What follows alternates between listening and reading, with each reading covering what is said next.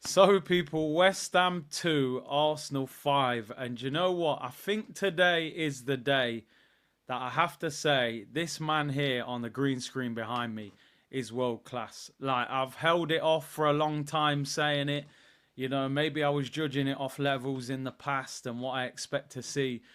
But he's got to be given his respect now. The numbers that he's putting up, he's got 10 Premier League assists and we're in November, and the record is 20. He could quite easily break the record for assists this season. You're now talking about one of the best right wingers in the world, whether you're comparing him with Salah or Rodrigo or whoever else. This guy is a top quality player. And I've seen things this season that actually make me feel comfortable now saying Saka is world class. He's starting to get 1v1 and rip people apart. I'm seeing more goal threat. I'm seeing skills. I'm seeing dribbling in and out of people. The guy is fantastic. A lot of you have been saying it sooner, he's world class. Me, maybe I'm still going off the old football that I used to watch and what I expect to see from a world-class player. But the guy is absolutely fantastic. He's consistent, he produces, and he's a brilliant player. And his partner in crime, Martin Odegaard, honestly, those two, you need partnerships in football. And those two feel like, Alexis and Mesut Ozil and, other players of the past where they've had great partnerships at the club. You just hope that we can continue to build in the attack and add even more to the attack. Those two in this game, especially in that first half, were just on a different level. They're just absolutely brilliant. So congratulations to them. I actually want to give credit to the manager today. I think the manager deserves credit today. He made changes. Maybe enforced. Partey came out injured. But I thought Jorginho had a really good game today. Kept things ticking. Trossard came in for Martinelli. Martinelli's been in a little bit of form lately. And Trossard came in and did really well. Fantastic assist for Kai Havertz. What a ball that was. Calmly finished by Havertz. One thing I will say about Havertz, when he gets a big chance, he's very calm in front of goal. You just want him to get more chances to get those numbers up. And Trossard got himself a goal as well. Saka with the assist. So you have to credit the manager for that. For picking what looks like it was the right team today. This was a game of two halves. The second game was very calm and collective. And I think we dealt with the second half well. We didn't use too much energy. We got a big game against Man United on Wednesday. So I like the way the second half was. I would have liked more goals. But I thought we did the job very well. The only thing I would say with Arteta, could you have made the substitutions earlier? Odegaard was getting kicked, Saka was getting kicked, West Ham were getting a bit annoyed. Maybe they could have come off sooner. I would have liked Waneri to have come on a little bit earlier. Gabriel came off. Apparently that's concussion protocol for getting punched in the head by Fabianski. Thank you for the penalty, Fabianski. Once a Gooner, always a Gooner. Punches Gabriel in the head. Gabriel is another one that we have to talk about. We have to talk about him. We all love Saliba. He's so calm on the ball, French international, the Rolls Royce. Well, he might be the Rolls Royce, but Gabriel is the Lamborghini Urus, people. The engine is roaring. He's fully in beast mode. Not only did he come back from Turkey with a fresh hairline and amazing teeth, he came back with goals, people. 4 goals this season already. The same as Isak. More than Gabriel Jesus, by the way, who I'm not actually going to speak about too much today for obvious reasons. The guy is a tank. One of the best left-footed centre-backs in the world. Yeah, I said it. Beast. Does Gyökeres celebration. Nice kickabout with the boys when we beat Brentford. The guy is a personality. He scores goals. He's an animal. He's brilliant. 35 million. Edu. We don't applaud you for much, but 35 million for Gabriel Magalhaes, 35 million for Martin Odegaard. Those two deals in particular deserve a lot of respect. The first half was a roller coaster. I can't believe what I was watching. We're 4-0 up. You're thinking, wow, game over. I'm chilling. I'm telling West Ham fans on Twitter, get yourself out the stadium, go to Stratford, Westfield, do your Christmas shopping. Within 5 minutes, they've scored 2 goals. I couldn't believe it. Actually, the first goal, Trossard switched off. I thought it was Calafiori. It wasn't. He passed him on, Wan-Bissaka to Trossard. Trossard was ball watching, and Wan-Bissaka goes past him and scores. Good finish. Near post. I thought he was going to go far post. Then the free kick. Somebody needs to explain to me how that's a free kick. I haven't watched the replay again, so maybe you guys will see it and say I'm totally wrong. I thought Declan Rice wins the ball. Is football a non-contact sport nowadays? You can't challenge anyone anymore.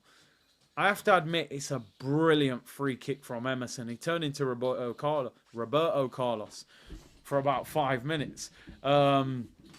Crossbar and in. I always love when the ball hits the crossbar and in. Not against Arsenal, though, but is a great finish. Some people saying Raya was too far across towards the other post. What do you guys think about that? I just thought it was a great free kick. Do you think Raya should have been a little bit closer to the middle of the goal so that he could have got that side if it did go over the wall? I don't know. What do you guys think about that?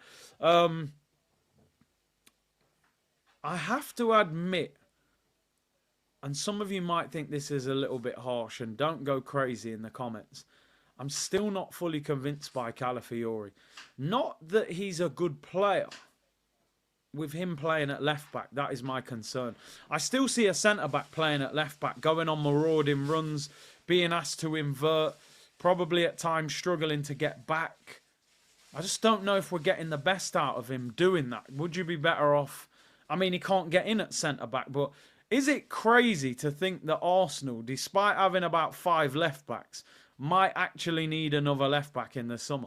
Or am I jumping the gun, people? You guys think Calafiori is the answer at left-back? I'm still not sure. Still not totally convinced by him at left-back. He is a good player. You can see he's got some talent, but we'll see. Time will tell with that.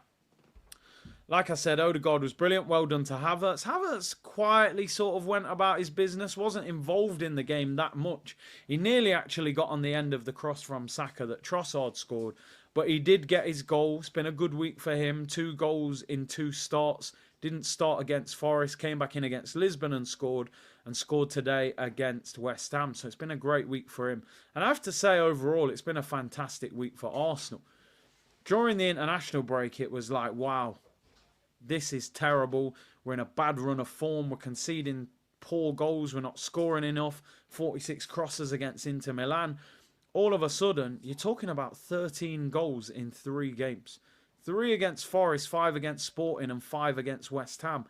You can't complain with that. It just shows that this team is built to attack. I think our defence is good enough to allow our front line to play higher up the pitch, to allow Saka to get on the corner of the 18-yard box. Trossard's come in and scored today. For the second game in a row, 5 goals, 5 different goal scorers. That is a real positive. Sharing the goals around and everybody chipping in. We've got Man United on Wednesday. I expect Arsenal to beat Man United. We know there's a lot of rivalry there in history. But if we're going to go on a run, which we need to beat Man United. I was looking at our fixtures, and we did this during the stream. Our next 6 games, Man United at home, Fulham away, Monaco at home, Everton at home, Crystal Palace at home, Crystal Palace away. For me, that needs to be 6 wins out of 6. 1 Champions League game, 1 Carabao Cup game, and 4 Premier League games against Palace, Everton, Fulham, and Man United. That's where we're at the moment. We need to go on a run. This ain't about winning 2 games and everything's rosy in the garden. We've got to win 6, 7 games, in my opinion, to pull ourselves back into that race. Today was brilliant. The first half was fantastic. Saka on fire, Odegaard on fire, Timber good again. We're really good at the moment. It feels like Arsenal are back, but this has to continue. If it stops anytime soon, it's not good enough.